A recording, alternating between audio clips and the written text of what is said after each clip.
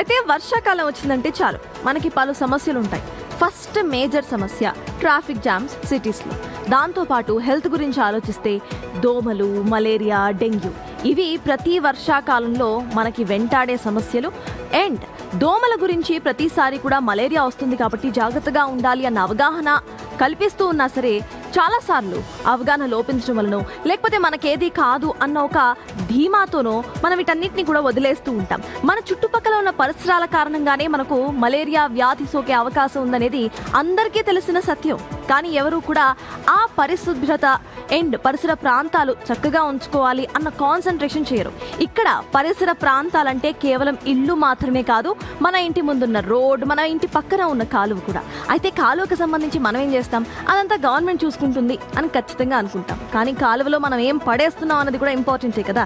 So చాలాసార్లు ఇండియాలోనే డ్రైనేజ్లు ఎంతలా బ్లాక్ అవుతాయంటే ఆ బ్లాక్ అవ్వడానికి రీజన్ అయితే గవర్నమెంట్ కాదు కదా, దానికి రీజన్ మళ్ళీ మనమే. సో దాంట్లో తీసుకెళ్ళి క్యారీ బ్యాగ్లు, చెత్త చెదారం అంతా దాంట్లోనే వేస్తాం. మళ్ళీ కాలువలు అట్లానే బ్లాక్ అయిపోయి ఉంటాయి. దానివల్ల అక్కడ దోమల బ్రీడింగ్ గ్రౌండ్ అవుతుంది, దానివల్ల మలేరియా వస్తుంది. సో ఈరోజు మలేరియాకి సంబంధించి అసలు మలేరియా ఎందుకు వస్తుంది, దాన్ని ఎలా నివారించాలో ఫస్ట్గా చూసి ఆ తర్వాత న్యూస్ను తెలుసుకుందాం. దోమ ఇది చూడడానికి చాలా చిన్నగా ఉంటుంది, కానీ అది మోసుకొచ్చే వ్యాధులు మాత్రం ప్రాణాంతకం కావచ్చు. ఇది అందరికీ తెలిసిన సత్యం. ఒక్క దోమ కాటుతో మలేరియా, డెంగ్యూ వంటి ప్రమాదకర వ్యాధులు వ్యాప్తి చెందే అవకాశం ఉంది. అందుకే దోమల నివారణపై ప్రజల్లో అవగాహన కల్పించేందుకు ప్రతి ఏడాది ఆగస్టు 20న ప్రపంచ దోమల దినోత్సవాన్ని నిర్వహిస్తున్నారు. 1897 ఆగస్టు 20న సర్ రొనాల్డ్ రాస్ ఆడ అనోఫిలస్ దోమ మలేరియా వ్యాప్తిలో కీలక పాత్ర పోషిస్తుందని గుర్తించారు.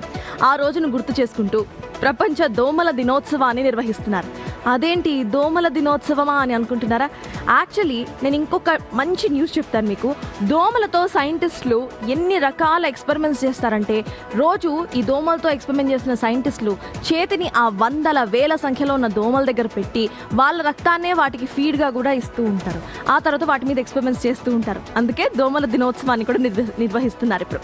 సో ఈ సందర్భంగా దోమల ద్వారా వ్యాప్తి చెందే ఆ వ్యాధులు, వాటి నివారణ చర్యలపై మనం ఈరోజు అవగాహన తెలుసుకుందాం. వర్షాకాలం వచ్చిందంటే ఇందాక చెప్పినట్టు ఇంటి పరిసరాల్లో, రోడ్ల వెంట, ఖాళీ ప్రదేశాల్లో ఎక్కడ చూసినా సరే ఆబ్వియస్లీ నీరు నిలిచిపోతుంది. ఈ నిల్వ నీరే దోమలకు అనుకూలమైన ఆవాసంగా మారుతుంది. ముఖ్యంగా టైర్లు, కొబ్బరి చిప్పలు, పూల కుండీలు, బకెట్లు, డ్రమ్ములు, నీటి ట్యాంక్స్లో నిలిచిపోయే కొద్దిపాటి నీరు కూడా దోమల పెంపక కేంద్రంగా మారే అవకాశం ఉంది. ఎప్పుడైనా దోమలు కానివ్వండి లేకపోతే బ్యాక్టీరియా పెరగడానికి వెచ్చటి ప్రదేశాలు, నీళ్లు ఉంటే చాలు. సో ఆ వెచ్చటి ప్రదేశాలు, నీళ్లు వర్షాకాలంలో ఎక్కువగా ఇట్లాంటి గుంటల్లో కనిపిస్తూ ఉంటాయి కాబట్టి అక్కడ దోమలు భారీగా కనిపిస్తూ ఉంటాయి. సో మలేరియాను ప్రధానంగా ఇన్ఫెక్టెడ్ అండ్ అనోఫిలస్ దోమ మాత్రమే వ్యాప్తి చేస్తోంది. దోమల నియంత్రణ అంటే కేవలం దోమలను చంపడం మాత్రమే కాదు. ఇంట్లో ఒక కాయిల్ పెట్టేసుకున్నాం, ఆల్ అవుట్ పెట్టేసుకున్నాం, బ్యాట్ ఉంది అంటే కాదు, అవి పెరిగే పరిస్థితులను కూడా లేకుండా చేయటము చాలా ముఖ్యం. ఇంటి పరిసరాల్లో నీరు నిల్వ ఉండకుండా చూసుకోవాల్సిన బాధ్యత మనదే.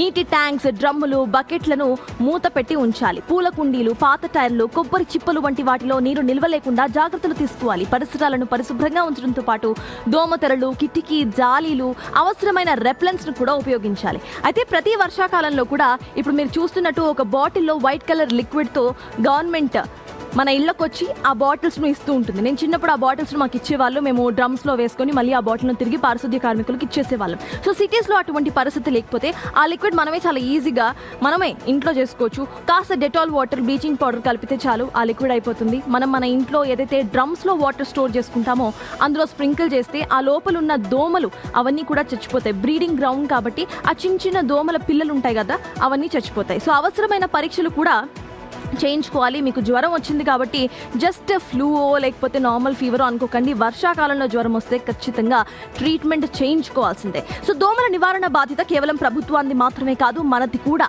ప్రతి కుటుంబం, ప్రతి కాలనీ, ప్రతి పౌరుడి బాధ్యత అని మనం ముందుగా అర్థం చేసుకోవాలి. మన ఇంటి ముందు నీరు నిలవకుండా చూసుకునే బాధ్యత నుంచి చుట్టుపక్కల పరిసరాలను పరిశుభ్రంగా ఉంచడం వరకు ప్రతి ఒక్కరు కూడా జాగ్రత్తలు తీసుకోవాలి. ఇన్ కేస్ మీరు ఈ బ్లీచింగ్ పౌడర్తో నీళ్లు కనుక తయారు చేయలేకపోతే, ఎక్కడైతే మీరు వాటర్, స్టాగ్నెంట్ వాటర్ చూస్తున్నారో వాటి మీద ఆయిల్ను స్ప్రే చేసినా చాలు, అక్కడ వరకు బ్రీడింగ్ గ్రౌండ్ మొత్తం కూడా, అంటే లోపల దోమలు మళ్ళీ పుట్టకుండా కూడా మనము చేయొచ్చు. సో ఒక ఇంట్లో నిలిచిన నీరు కూడా చుట్టుపక్కల ప్రాంతాల్లో దోమల వ్యాప్తికి కారణమయ్యే అవకాశం ఉంది. కాబట్టి ప్రతి ఒక్కరు బాధ్యతగా దోమలను అరికట్టే ప్రయత్నం చేయాలి. ఎస్పెషలీ వర్షాకాలంలో అందరూ కూడా చాలా బాధ్యతగా ఉండాలి. అందుకే వ్యక్తిగత పరిశుభ్రతతో పాటు పరిసరాల పరిశుభ్రతకు కూడా ప్రాధాన్యత ఇవ్వాల్సిందే. సో ఈ వర్షాకాలంలో దోమల పెరుగుదలను అడ్డుకుంటే మలేరియా, డెంగ్యూ వంటి వ్యాధుల ముప్పును కూడా మనం తగ్గించుకోవచ్చు. దోమ చిన్నదే కానీ ముప్పు మాత్రం చాలా పెద్దది. సో నిల్వ నీరు కనిపిస్తే ఏం చేయాలి? దోమల పెంపక కేంద్రాన్ని గుర్తించినట్టే కాబట్టి అక్కడ ఖచ్చితంగా బ్లీచింగ్ పౌడర్తో ఉన్న వాటర్ను స్ప్రే చేయాలి.